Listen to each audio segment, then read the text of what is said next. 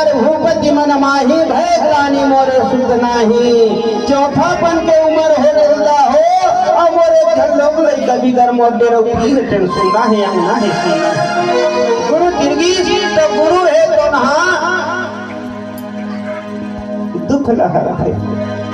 गुरु तीर सच्चाई ला नहीं छुपाना चाहिए। आज गुरु तीर जाके 22 और चौथापन के उम्र गुजर के महाराज, लेकिन एक घर लोग लई कबर मोड़ अंगना है तो सुनना है कि हिस ना।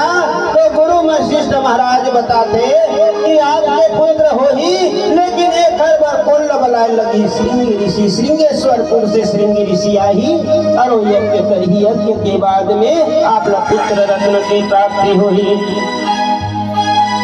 आज सुंदर श्रृंगी ऋषि लवली और शरीर के तट पर जो है आज पुत्रष्टि का में यज्ञ करवाई जेकर से